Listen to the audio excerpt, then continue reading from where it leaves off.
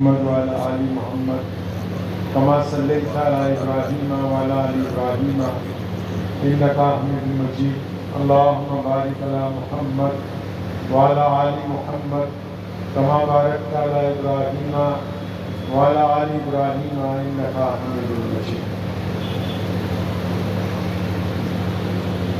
ہوں لاکھوں سلام اس آقا پر صلی اللہ علیہ وسلم، ہوں لاکھوں سلام اس آقا پر، ظلم لاکھوں جس نے توڑ دیے، دنیا کو دیا پیغام سکون، طوفانوں کے رخ موڑ دیے۔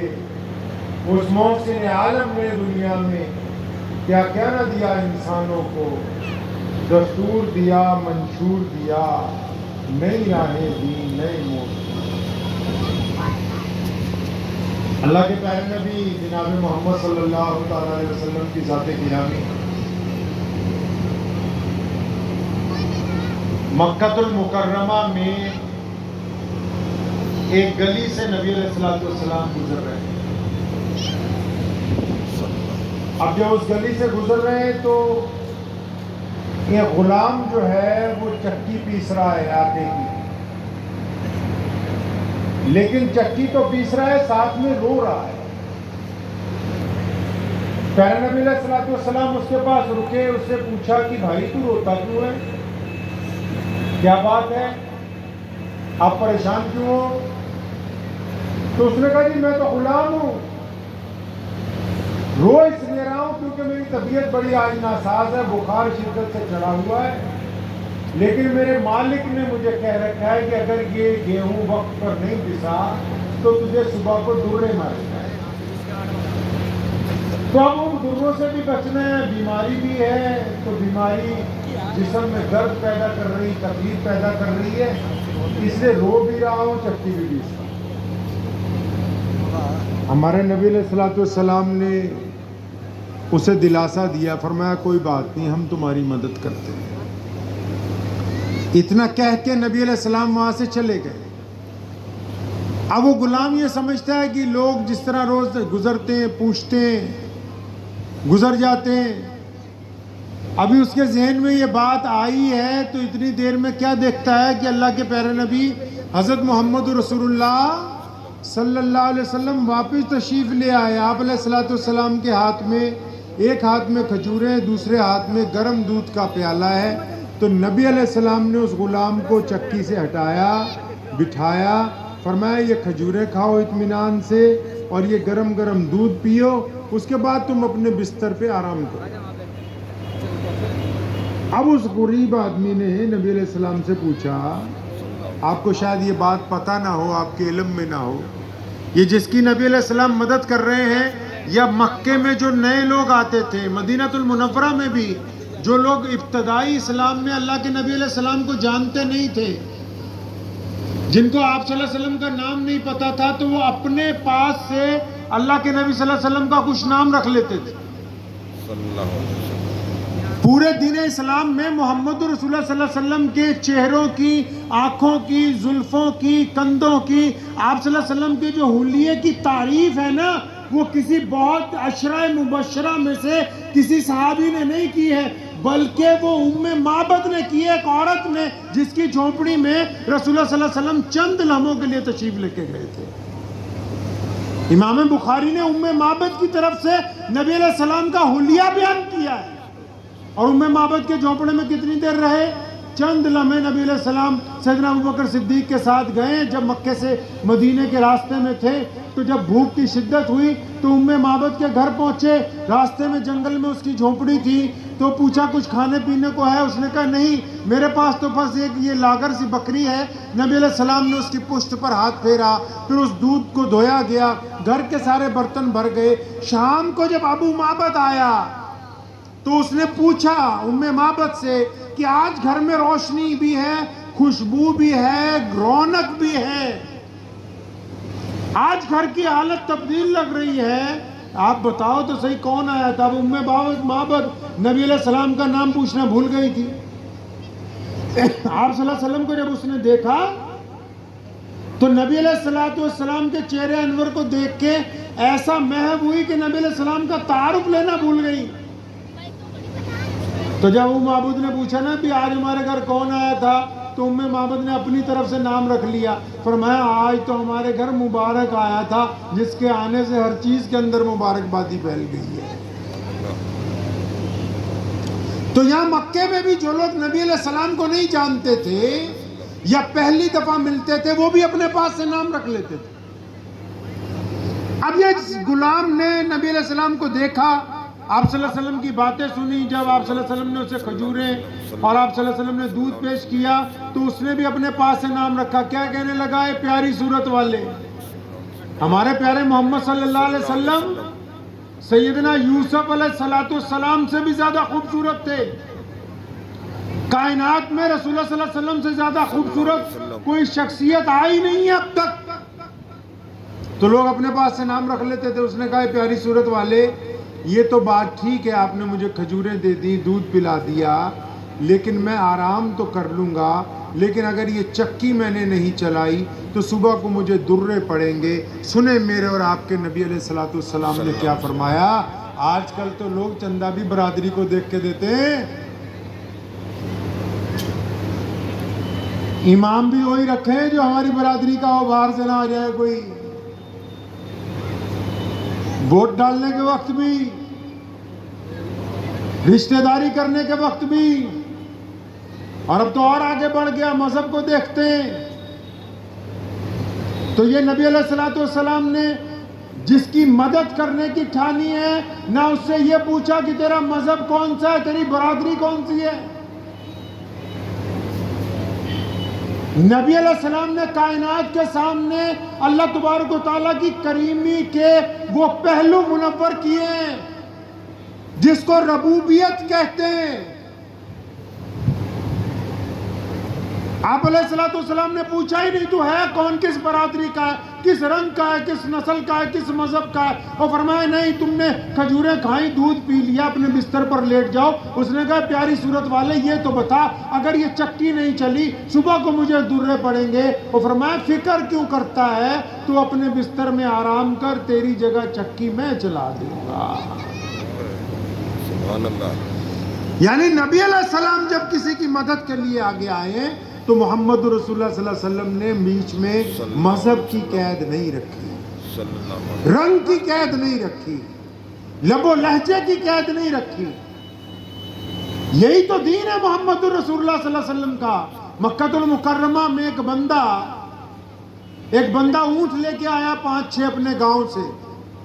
اب اس نے وہ اونٹ بیچے, اور بیچنے کے بعد جس بندے نے اونٹ خریدے اس نے اس کو کہا کہ قیمت کل کو دوں گا. مستند احادیث کی کتابوں میں یہ واقعہ درج کیا گیا ہے کہ اس قیمت دینے والے نے کہا کہ پیسے کل کو دوں گا.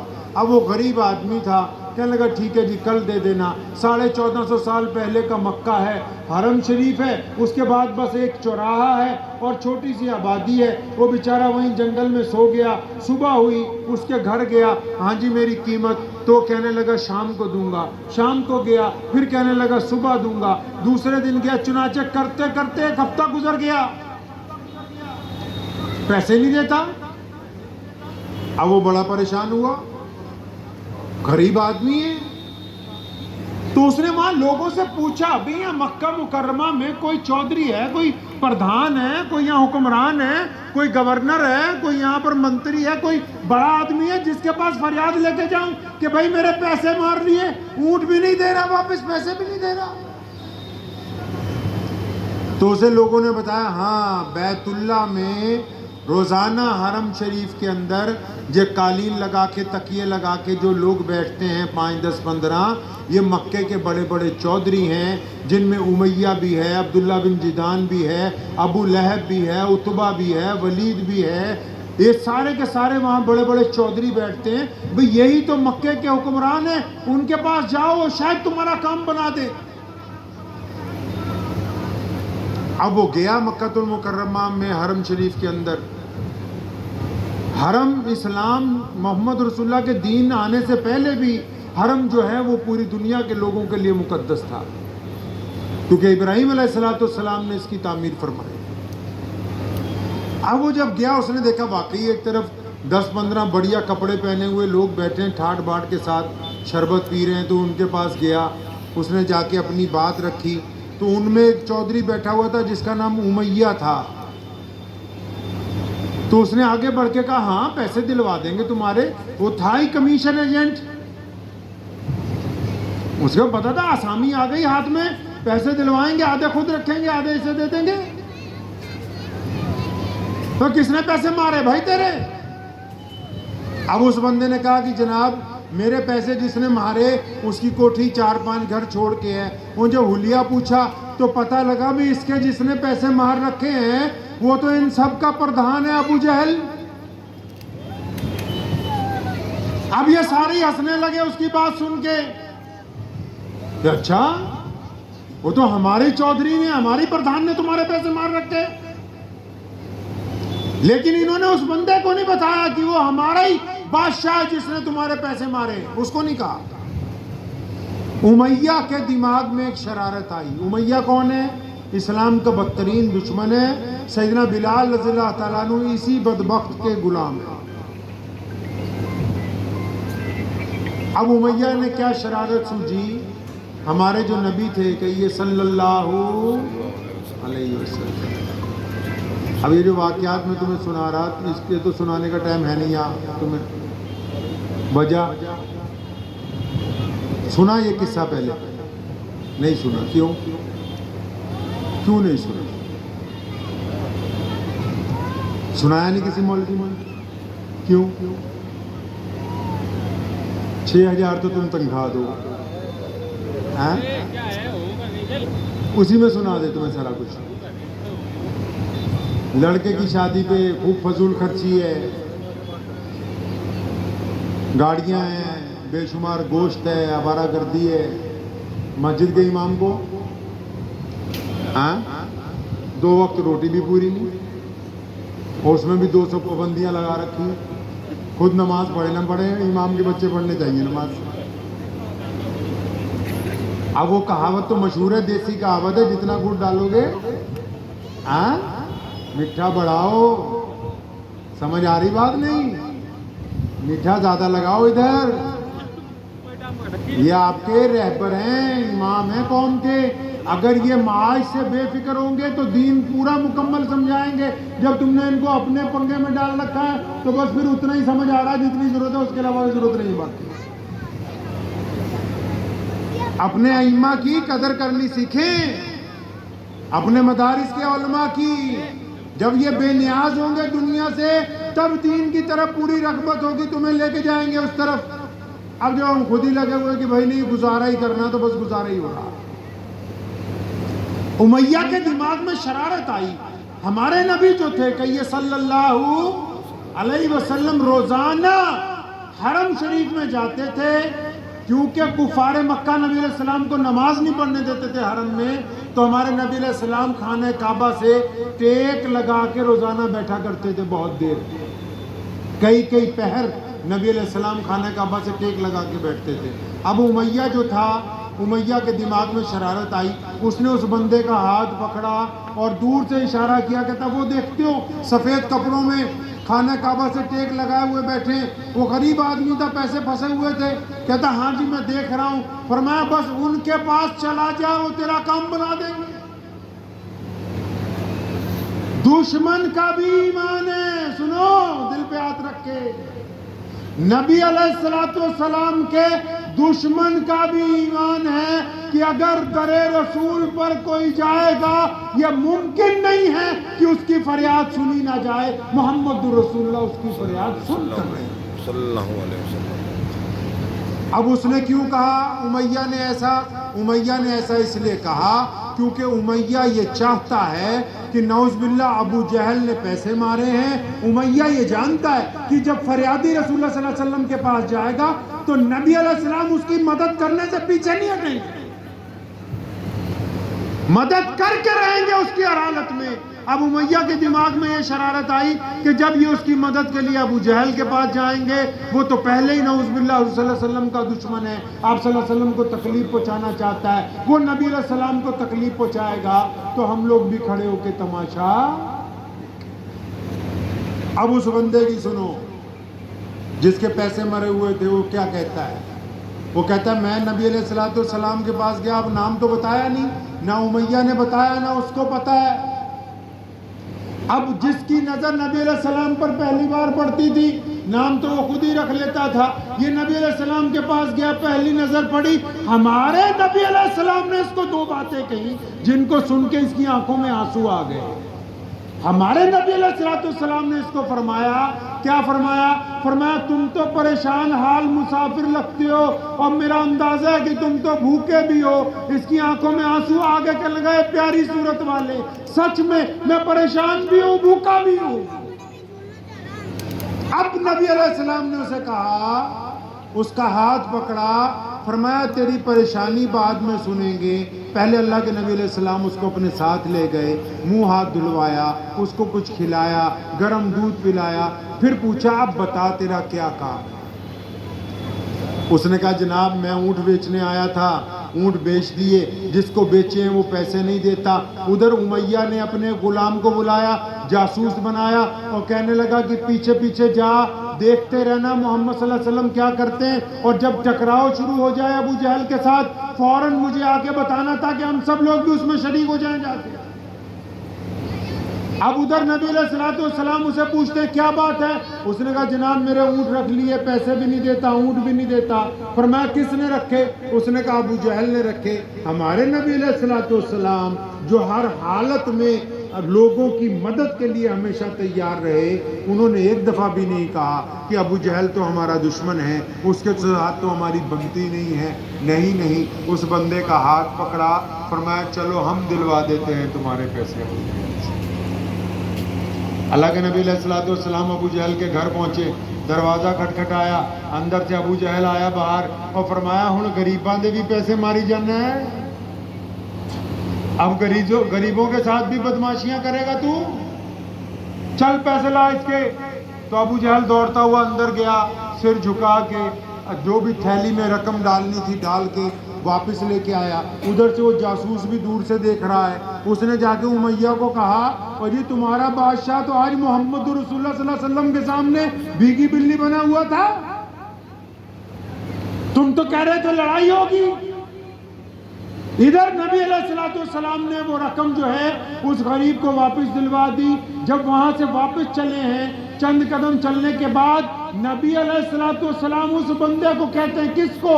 جس کے پیسے دلوائے ہیں، جس کی رقم مری ہوئی دلوائی ہے۔ فرمایا اب تیری اجازت ہے تو میں جاؤں، تو بھی اپنے گاؤں چلے جا۔ کسی نے کیا خوب کہا ہے، خود ہی بھیک دیں خود ہی کہیں منگتے کا بھلا ہو۔ دیتے بھی خود ہی ہیں، دعائیں بھی دیتے ہیں۔ ہماری سب کی ماں امی عائشہ رضی اللہ تعالیٰ عنہ کے دروازے پر جب بھی کوئی مانگنے آیا، اماں جان نے بھر بھر کے دیا، اور جب اس نے آگے سے کہنا یا جی اماں اللہ آپ پر رحمت کرے، اللہ آپ کے اوپر غنیمت کرے، اللہ آپ کے اوپر برکتیں نازل کرے، اماں نے اسے کھڑے کر لینا اور دعا کرنی کہ یا اللہ اس مانگنے والے پر بھی رحمت فرما، اس کو بھی غنی کر دے، اس کی محتاجی دور کر دے۔ لوگوں نے پوچھا اماں جی آپ نبی علیہ السلام کی زوجہ ہیں، آپ لوگوں کو دیتی ہیں، وہ آپ کو دعائیں دیتے ہیں، آپ بھی اس کے بدلے میں دعائیں دینے لگتی ہیں۔ فرمایا کیوں، کیا بات؟ کوئی اگر ہمیں دعا دے تو پھر ہم اس کے بدلے میں اس کو دعا نہ دیں تو کیا بہتر نہیں ہے؟ اب نبی علیہ السلام نے اس کو کہا کہ اب اجازت ہے تو میں جاؤں۔ اب وہ کہنے لگا، کیا کہنے لگا؟ نام اس نے پوچھا نہیں تھا، کہنے لگا سونی صورت والے مجھے اپنے محسن کا نام تو بتاؤ، مجھے یہ تو بتاؤ آپ ہے کون؟ جنہوں نے میری مدد کی ہے ان کا نام تو مجھے پتا ہونا چاہیے نا۔ کوئی مجھ سے پوچھے گا میں بتاؤں گا تو صحیح پورا قصہ جانا کہ کیا ہوا تھا۔ اب جب نبی علیہ السلام نے کہا کہ میں اللہ کا سچا رسول محمد الرسول اللہ ہوں، میں اللہ کا نبی بن کر اس کائنات کے اوپر آیا ہوں، تو اس نے ایک بات کہی، کہنے لگا نبی علیہ السلام کو کہ یا رسول اللہ جس دن میں مکے میں آیا تھا مجھے بہت سارے لوگوں نے کہا تھا کہ یہاں ایک اللہ کے نبی ہیں، ان سے مت ملنا۔ یا رسول اللہ انہوں نے مجھے آپ کے خلاف بھڑکایا، لیکن کہنے والے ایک بات سچ کہتے ہیں، کہنے والے ایک بات سچ کہتے ہیں. ارے بھائی کون سی بات سچ کہتے ہیں؟ وہ تو مخالفت کرتے ہیں. نہیں، ایک بات سچ کہتے ہیں. کیا کہتے ہیں سچ؟ کہ یا رسول اللہ وہ مجھے بار بار یہ بھی کہتے تھے کہ ان سے مل مت لینا، کیونکہ اگر کوئی ان کو دیکھ لیتا ہے، کوئی ان کو مل لیتا ہے تو پھر وہ انہی کا ہو جاتا ہے، اس لیے ان سے مل مت لینا. تو کہنے لگا کہ کہنے والوں نے سچ کہا. یا رسول اللہ اب تو میں آپ سے مل لیا، آپ کو دیکھ بھی لیا، پہلے مجھے کلمہ پڑھا کے اپنی امت کے اندر، اپنی رسالت کے گواہوں کے اندر شامل فرما لیجیے. پیارے محمد علیہ السلام خانہ کعبہ میں روزانہ بیٹھا کرتے تھے. ایک دن اچانک اللہ تبارک و تعالیٰ نے کہا کہ محمد تیار ہو جاؤ، صلی اللہ علیہ وسلم ہجرت کرنی ہے، مکے کو چھوڑنا ہے. نبی علیہ السلام کو تو مکے سے بڑا پیار ہے. محمد رسول اللہ صلی اللہ علیہ وسلم نے بارہا مدینے میں اپنی آنکھوں میں اشک بار ہوتے ہوئے کہا کہ ظالموں نے مجھ سے میرا گھر چھڑوا دیا، بیت اللہ چھڑوا دیا، میرا محلہ چھڑوا دیا. آپ صلی اللہ علیہ وسلم جس رات مکے سے نکلے تھے، چند قدم چلتے تھے، پھر پلٹ کے بیت اللہ کو دیکھتے تھے. نبی علیہ السلام کو جب ہجرت کا حکم ہوا تو اللہ کے نبی علیہ السلام خانہ کعبہ میں تشریف لے گئے. کسی کو پتہ نہیں ہے. خانہ کعبہ کی چابی جس کے پاس ہے اس کا نام عثمان بن طلحہ ہے. ہمارے نبی علیہ السلام نے فرمایا ابن طلحہ بیت اللہ کی چابی دو، میرا دل چاہتا ہے کہ میں بیت اللہ کے اندر 2 نفل نماز پڑھ لوں. تو ابن طلحہ نے ذرا سخت بات کہی. اس نے کہا کہ اگر قریش کا کوئی بچہ بھی آ جائے تو میں چابی تو دے دوں گا، لیکن آپ کو نعوذ باللہ چابی. اب ہمارے نبی علیہ السلام جو تھے نا، وہ ہمت والی شخصیت، کائنات میں سب سے زیادہ. آپ علیہ السلام نے اس کی منت نہیں کی، اس کو کوئی وسیلہ نہیں دیا کہ ہم تیرے محلے کے رہنے والے ہیں، ہم اکٹھے ہی ہیں، ایک ہی برادری. نہیں. پیارے نبی علیہ السلام نے بڑے اعتماد کے ساتھ ابن طلحہ کے کندھے پہ اپنا ہاتھ اٹھا کے تھپکی ماری، 2-3 تھپکیاں ماری. فرمایا ابن طلحہ ایک وقت آئے گا یہ چابی ہم تجھ سے واپس لے لیں گے. ان لفظوں میں اعتماد دیکھیں انسانوں کے لیے، کائنات کے لوگوں کے لیے اعتماد دیکھیے، ہمت دیکھیے محمد رسول اللہ صلی اللہ علیہ وسلم کے ان الفاظات میں. فرمایا ابن طلحہ کوئی بات نہیں، چابی نہیں دیتے تو کیا بات ہے، ایک وقت آئے گا ہم یہ چابی تم سے واپس لے لیں گے. اور پھر 10 سال بعد جس دن بیت اللہ کو فتح کیا ہے نبی علیہ السلام، جس دن محمد رسول اللہ صلی اللہ علیہ وسلم خانہ کعبہ میں داخل ہوئے دوبارہ، جب فتح کیا نبی علیہ السلام نے بیت اللہ کو، فرمایا بلاؤ ابن طلحہ کہاں. ابن طلحہ بتا کیا کہتے ہیں؟ فرماتے ہیں کہ جب بھی مکے میں میٹنگیں ہوتی تھی نعوذ باللہ صلی اللہ علیہ وسلم کے خلاف، میرے جتنے بھی بڑے بڑے یہاں چودھری تھے، ابو جہل تھا، عتبہ تھا، ولید تھا، امیہ تھا، ابو لہب تھا، یہ بڑے پلان بناتے تھے، لیکن مجھے محمد رسول اللہ کی تھپکی یاد آتی تھی وہی بار بار، جبکہ یہ طاقتور تھے پھر بھی مجھے وہ لفظ یاد آتا. فرمایا دیکھو آج وہ وقت آ گیا، گھر سے کانپتے ہوئے نکلے، کیونکہ جو لوگ فتح حاصل کر لیتے ہیں وہ پھر بڑا ظلم کیا کرتے ہیں، لیکن یہاں معاملہ الٹا ہے. جب گھر سے نکلے یہ سوچ کے نکلے کہ آج تو میرے انتقام ہوگا میرے ساتھ، آج میری گردن نہ اتار دی جائے. نبی علیہ السلام کے سامنے پہنچے، آپ صلی اللہ علیہ وسلم نے چابی مانگی، بیت اللہ کو کھولا، نبی علیہ السلام نے نماز ادا کی. جب بیت اللہ کو واپس سے تالا لگایا گیا، فرمایا ابن طلحہ ادھر آ میرے پاس. یہ عثمان بن طلحہ قریب گئے، چابی نبی علیہ السلام نے ان کے ہاتھ میں پکڑائی. فرمایا یہ رکھ لے، اب قیامت تک تیری نسل میں باقی رہے گی. سیدنا عثمان بن طلحہ فرماتے رضی اللہ تعالیٰ عنہ، چابی ہی میری طرف آئی، کلمہ لا الہ الا اللہ محمد رسول اللہ کی دولت آ گئی. اور ایک بات ہوئی اس دن، پتہ ہے آپ کو؟ پتہ ہے نہیں پتہ؟ بتاتا جاؤں ابھی، ٹائم ہو رہا اثر کی نماز. ہاں ایک اور واقعہ سنا دوں. اب تم سوچ رہے ہو کہ فتوے تو بتا ہی نہیں رہا، کوئی مسئلہ ہی نہیں بتا رہا کہ جو پڑوسیوں کے خلاف کام آ سکے، نہ کوئی ایسا فتویٰ بتا رہا کہ امام کا رگڑا پھیر سکیں یا پردھان کا پھر سکے. ہمیں تو کام ہی کوئی نہیں، ہم تو حضور صلی اللہ